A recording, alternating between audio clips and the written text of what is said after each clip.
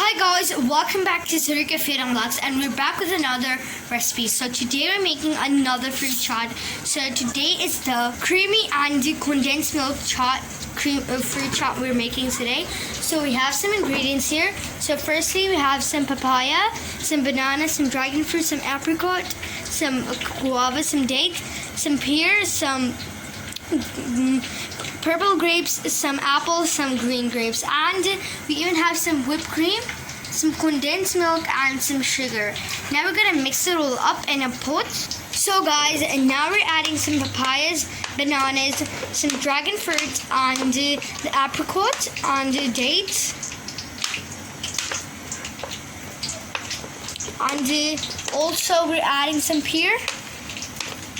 And now we're gonna add some guava and green grapes, apples, and last but not least we're gonna add some purple grapes.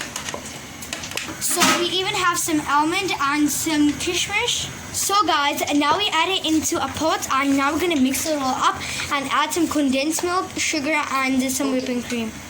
We are adding some 2 tablespoons of sugar, and now we're going to mix it all up again. And now we're going to add some condensed milk. 2 tablespoons of condensed milk.